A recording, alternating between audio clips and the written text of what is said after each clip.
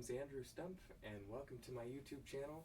And today, I would like to talk to you about the Yamaha YHR-862 French horn. I had the opportunity to borrow this instrument for the last few months to play a few college auditions on. I auditioned for the Curtis Institute of Music, the Juilliard School, and New England Conservatory, all on this horn, and it held up very well, and I was very happy to have this instrument. It's a very unique horn. It comes from the Yamaha custom lineup, which are kind of the highest tier of instruments that come out of the Yamaha factory. This particular model, the 862, was only produced between 1982 and 1992, so just 10 years of production of this horn, and then they discontinued it. I have no idea the exact vintage of this particular instrument, but given that they were discontinued in 1992, it has to be at least, 26 years old. So, it's been around the block a few times, but it's in pretty decent shape. It's got a couple of small dents in it, and it's got quite a bit of lacquer wear and tarnishing, but it's very functional.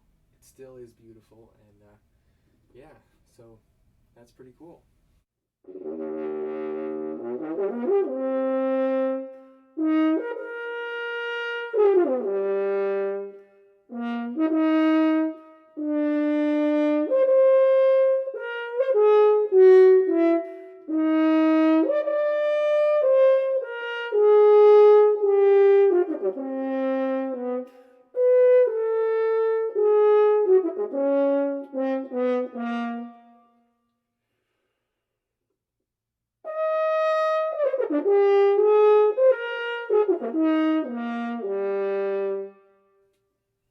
So as we can see, this horn is of the crispy style wrap, kind of similar to a Con 8D style and kind of similar to the original crispy wrap itself, but there are a few very interesting sort of modifications to the wrap that Yamaha decided to do with this horn. The first noticeable thing is on a traditional crispy wrap, generally you see the B-flat, I think it's the B-flat send tube, which is, see if I can get it here, it's this straight piece of tubing right here that goes between the thumb valve and the first valve.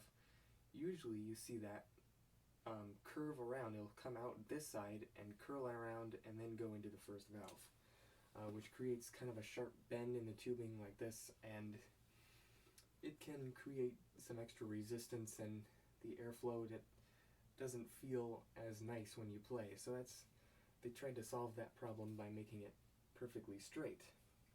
Now, the thing about that is they had to make the tube exit the thumb valve on the other side than it would be normally. So they had to reconfigure a lot of these tubes here around the thumb valve.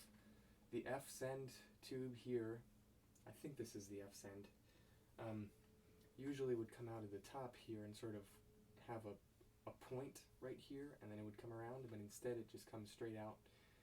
And the B-flat, the other B-flat tube, I think this is the B-flat return, goes in, kind of curves forward here and goes in to kind of the back of the valve right there.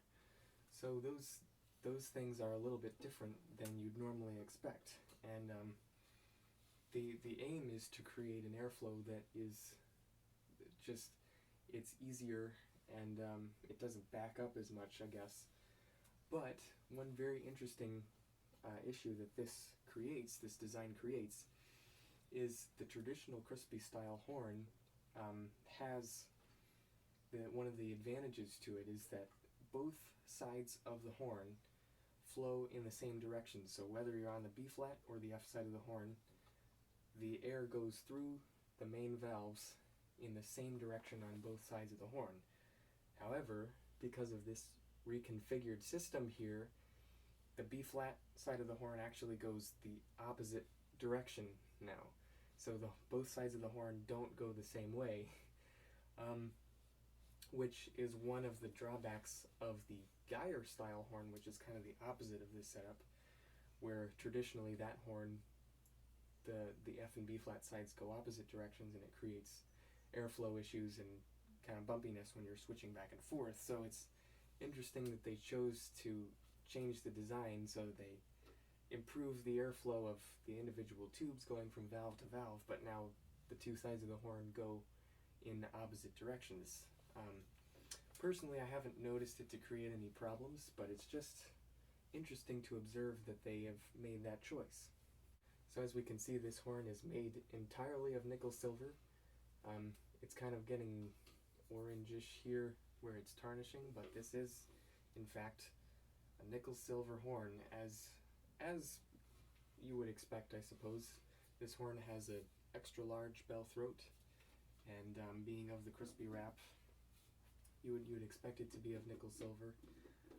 I've seen a few very rare versions of this horn online that were actually made of yellow brass, which is interesting. It would be cool to do sort of a comparison, a tone comparison between those two. But this horn does have a very characteristic dark sound reminiscent of, you know, the old Crispies and the Con 8Ds and all that good stuff. So it kind of fits right in there.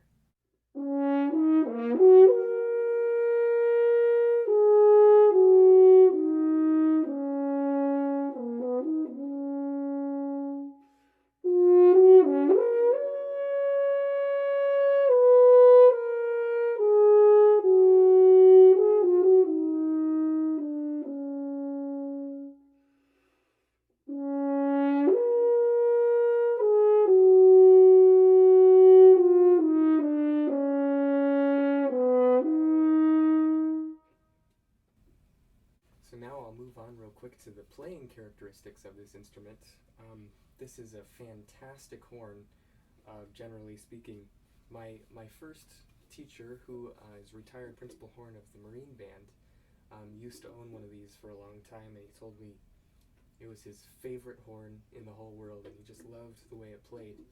And it is a very unique horn, both its design and how it responds, the way it plays.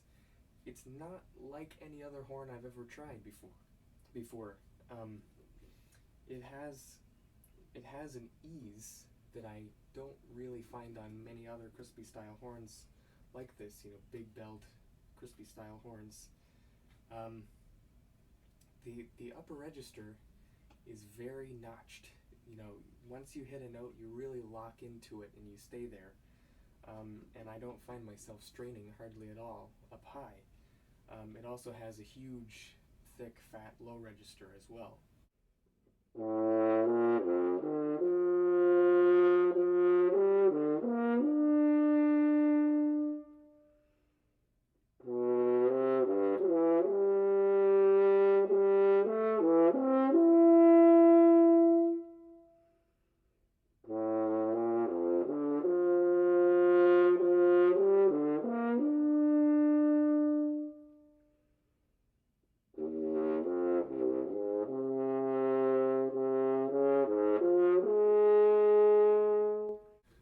Interesting feature of this horn is that it has some very interesting pitch tendencies up high. First of all, the high G and high A tend to ride a little bit sharp. However, the covered fingerings, the 1 and 2 for high A and 2 and 3 for G sharp, are almost identical in intonation to the open fingerings, which is very interesting. So I find myself using these fingerings for G sharp and A just because they work. But also you can very easily use the open fingerings as well. And because high G tends to ride just a little sharp, using first valve for high G actually works quite well for, you know, technical passages, runs and stuff. It's a very solid fingering that works, and so it just kind of makes your life a little bit easier. Instead of having to play a bunch of open notes in a row or something, you can just kind of throw in an extra valve there and you're fine. One drawback to this horn is it tends to play very sharp. So I'm always pulled out as far as I possibly can be. I think there are ways to modify that. You can get like a longer main tuning slide, and that tends to solve the problem, but it proved to be a little difficult to work with playing in the orchestra, because I was pulled all the way out and was still just a little too sharp. So anyway, that's a summary of the 862, the Yamaha 862 horn. Thank you so much for joining me today. You can subscribe if you'd like to see more videos like this. And yeah, I hope you have a great day. See you next time.